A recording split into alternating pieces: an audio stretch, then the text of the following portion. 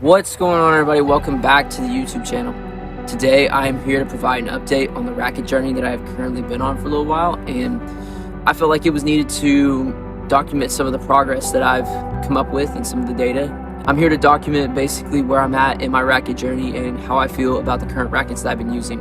The two rackets I was choosing between were the Babolat Pure Strike 98 16x19 and the Wilson Blade. I was testing the Wilson Blade 98S and the Wilson Blade 16x19. After going through various trials with both of these rackets, with the Strike and the Blade, I noticed two common things. One was more trustworthy than the other, and the other was more fun. But what was best for me? Fun or more trustworthy? It was more trustworthy.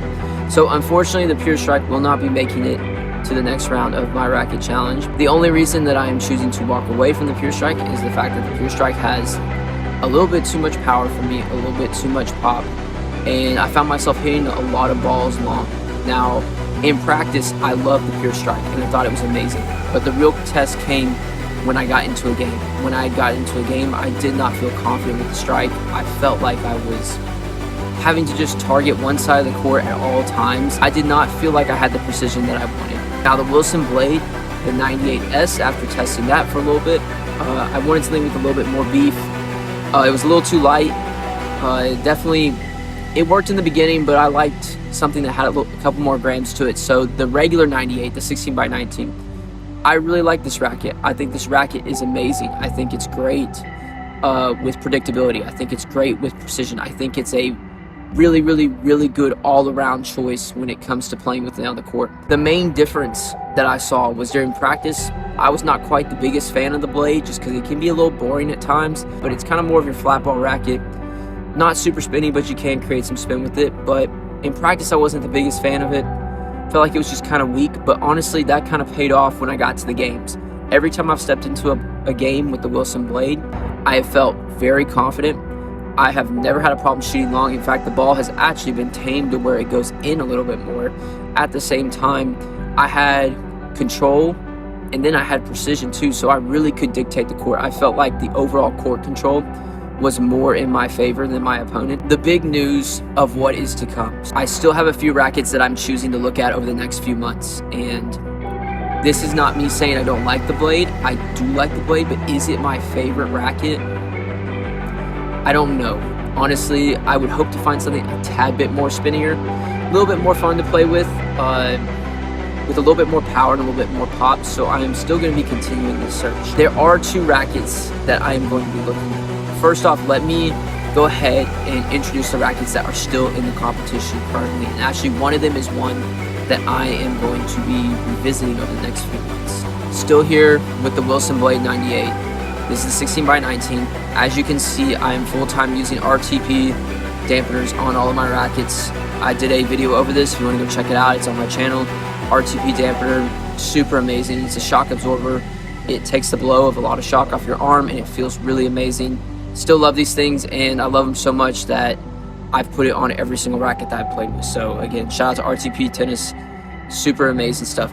So I have the old school setup right here. This is the Wilson Blade. I call it the old school because I started with Solinco Confidential years ago.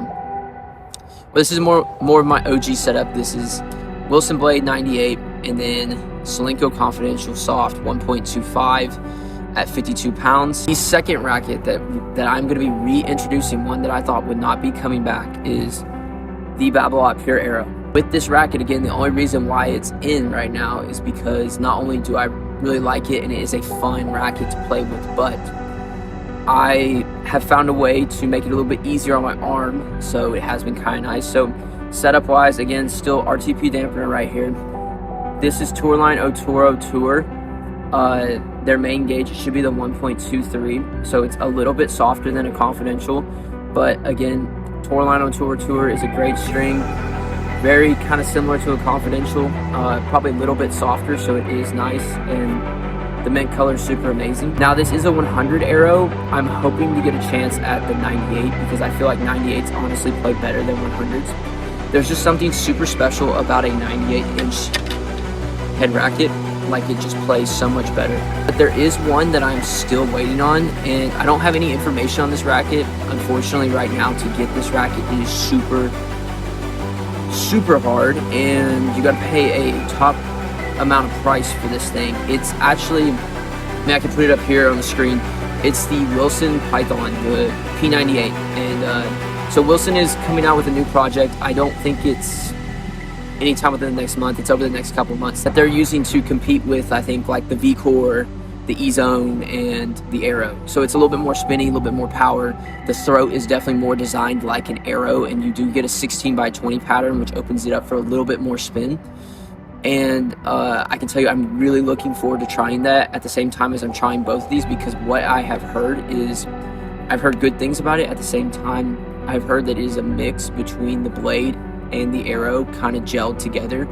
A lot of people have said it's very similar to a Babolat Pure Arrow, but almost with the Wilson Blade feel. And I'm very interested to see what it has to offer, because again, I do like the Arrow, but the Arrow hand in hand sometimes has not always been my best friend.